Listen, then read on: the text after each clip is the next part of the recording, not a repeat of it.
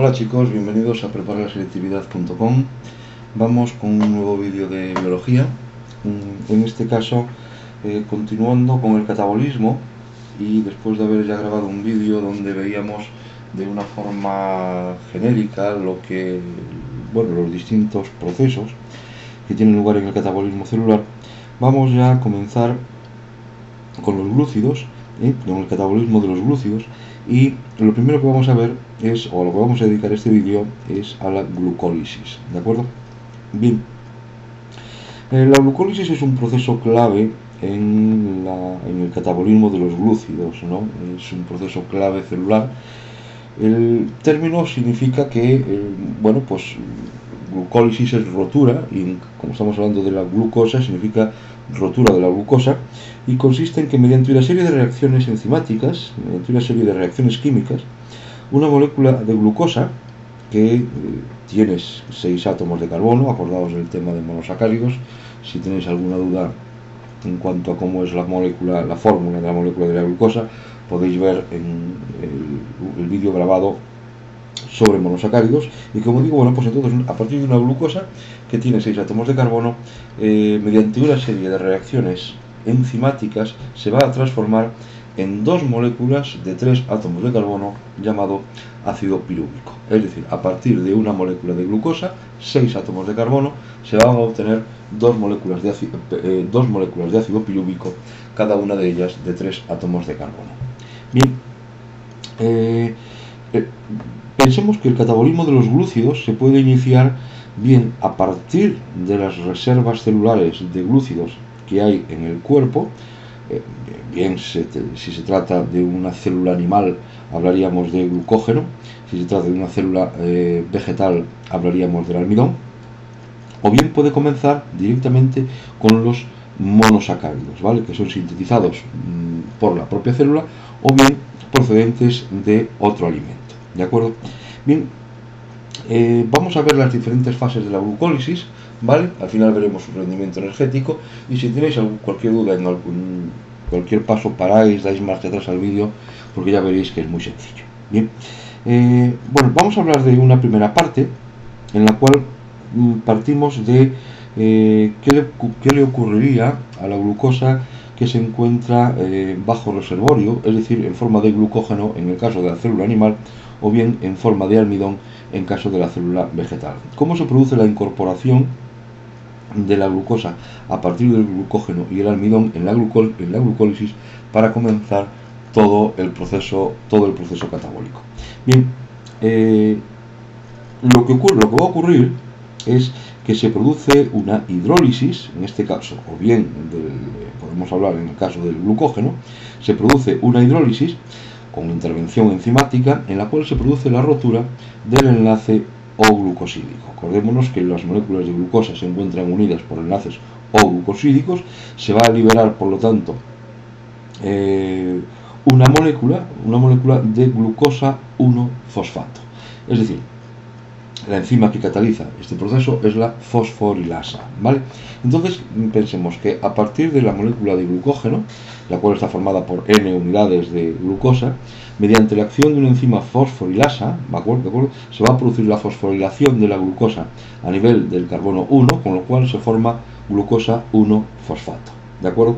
La glucosa 1-fosfato como tal no puede entrar en la glucólisis, no puede entrar directamente en la glucólisis, sino que tiene que producirse un cambio de isomería, es decir, mediante la acción de una isomerasa, la glucosa 1-fosfato se transforma en glucosa 6-fosfato, y ahora esta sí que ya es un intermediario, un elemento común del proceso de la glucólisis, ¿vale?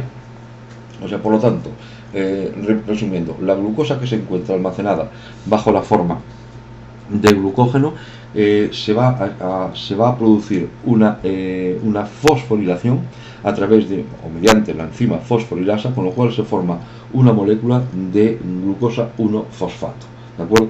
Esa molécula de glucosa 1-fosfato como tal no puede introducirse en la glucólisis, no puede formar parte de la glucólisis, sino que tiene que producirse un cambio en la isomería de la glucosa 1-fosfato, transformándose en glucosa 6-fosfato, ¿vale? Y ahora esta glucosa 6-fosfato sí que ya puede entrar a formar parte de la glucólisis, ¿vale?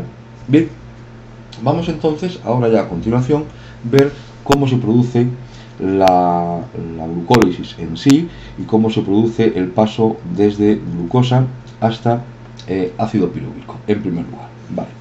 Bien, entonces la glucólisis, todos los monosacáridos que ingresan en la ruta de la glucólisis, pensemos que lo pueden hacer o bien de forma directa, bien como la glucosa, o bien como transformación de la glucosa en un intermediario, como es el caso de los demás monosacáridos. Es decir, o bien tenemos el catabolismo directamente de la glucosa, o bien el resto de monosacáridos van a tener que llevar a cabo una serie de transformaciones para poder incorporarse en la glucólisis. Muchas veces estos otros monosacáridos se van a convertir en glucosa, ¿vale? Para poder entrar en el ciclo de Krebs. Otras veces lo harán a lo largo, a través de alguno de los intermediarios que forman parte de la glucólisis, como es el caso que vimos antes del glucógeno, ¿vale?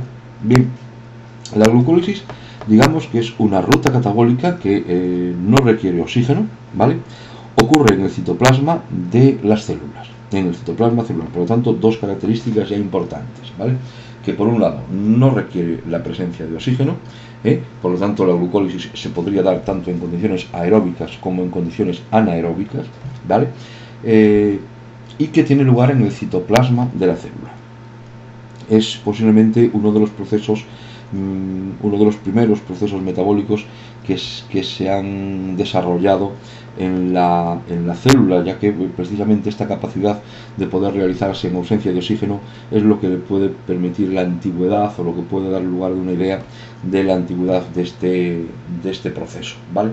Bien, es un proceso que se ha conservado en todos los seres vivos y que si la oxidación de la glucosa, el catabolismo no continuara, ¿no?, el rendimiento energético es muy escaso, como veremos más adelante. Bueno, la glucólisis consta de una serie de reacciones enzimáticas, ¿vale?, que vamos a ir desarrollándolas una a una. Bueno, como veis ahí en el esquema, ¿vale?, la primera reacción que se produce es el paso de glucosa a glucosa 6-fosfato, ¿vale? Con lo cual es necesaria la presencia de un ATP que evidentemente se va a transformar en ADP, y la glucosa se convierte en glucosa 6-fosfato, ¿vale? Es decir, ese proceso necesita energía, ¿vale? El siguiente proceso es el proceso de glucosa 6-fosfato a fructosa 6-fosfato mediante una isomerasa. A continuación, la fructosa 6-fosfato y mediante una quinasa, es decir, de nuevo es necesaria la presencia de ATP. Acordaos que la quinasa siempre interviene cuando tengamos que meterle fosfato a la molécula, es decir, de glucosa a glucosa 6-fosfato hacía falta una quinasa, y de fructosa 6 a fructosa 1,6-difosfato también hace falta una quinasa, y por lo tanto un ATP que va a extinguirse o que va a rendir ADP, ¿vale? Una vez que tengo ya entonces la formación de la fructosa 1,6-difosfato, ahora se escinde en dos moléculas, en el gliceraldehído 3-fosfato y en la dihidroxiacetona fosfato. Estas dos, tanto el gliceraldehído 3-fosfato como la dihidroxiacetona fosfato, se encuentran en cambios isoméricos mediante una isomerasa, ¿vale? Es decir, la primera etapa, por lo tanto, de la glucólisis se desarrolla mediante el paso de glucosa se degrada hasta las dos moléculas de gliceraldehído 3-fosfato, ¿de acuerdo?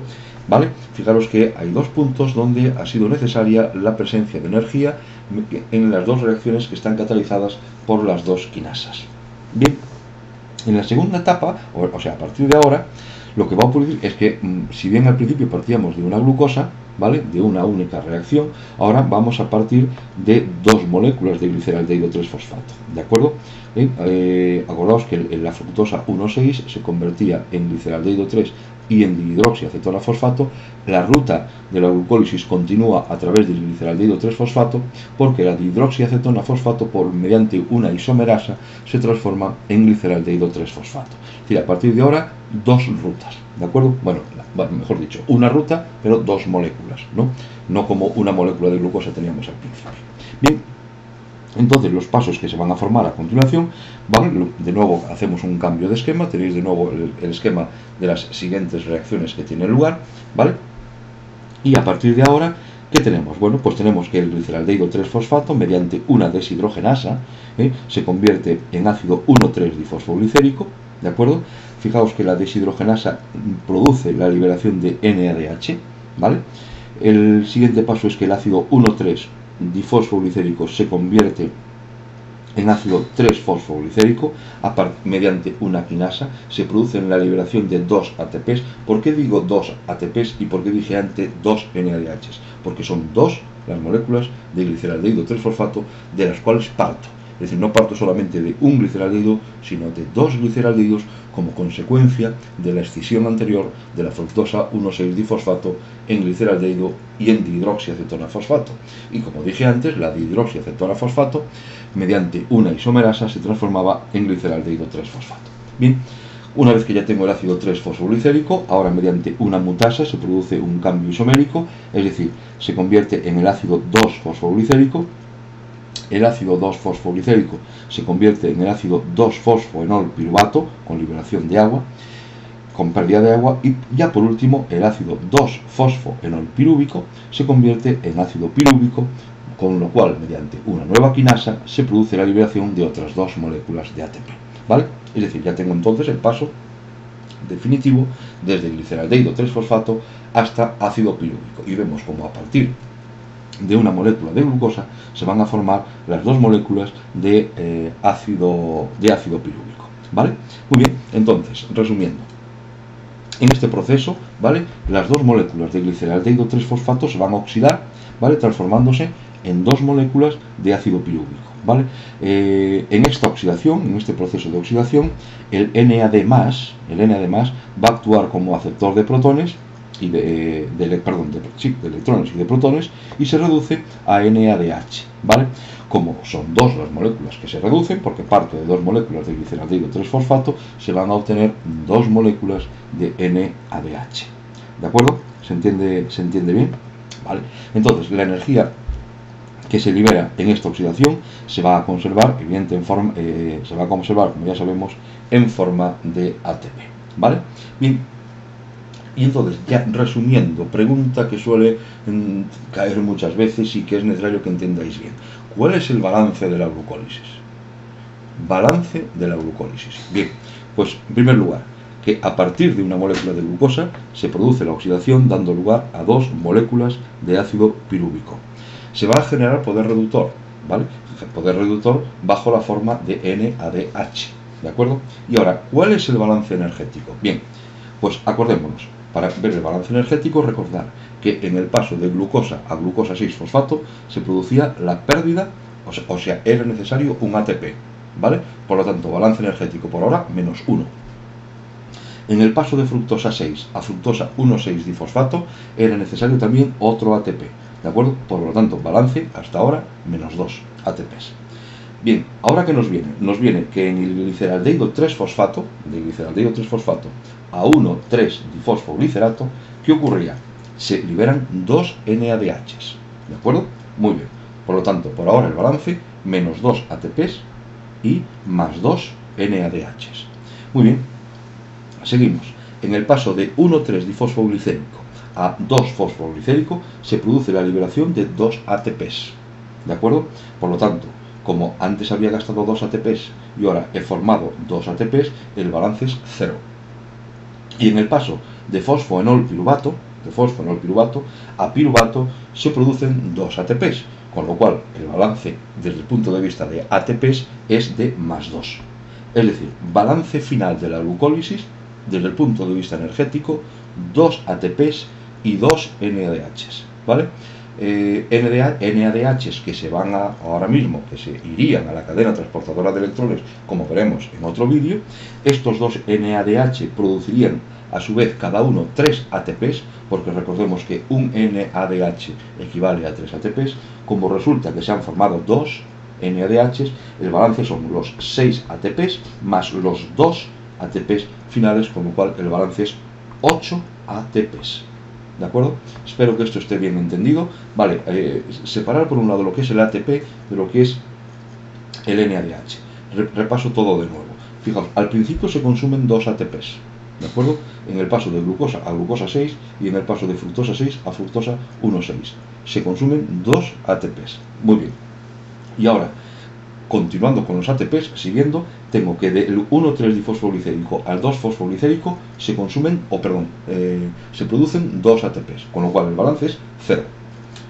2 que consumí antes y 2 que se me forman ahora, 0.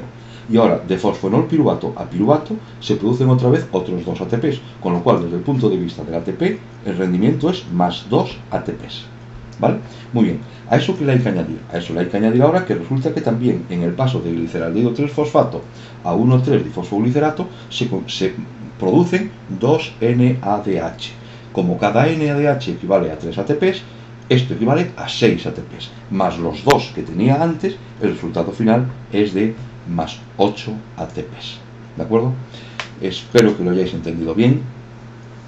Es fácil, ¿vale? Repasar el vídeo, mirarlo las veces que haga falta. Si tenéis alguna duda colocármela ahí. Yo os intentaré de nuevo repetirlo las veces que haga falta, ¿vale? Y como siempre, pues muchas gracias por estar ahí.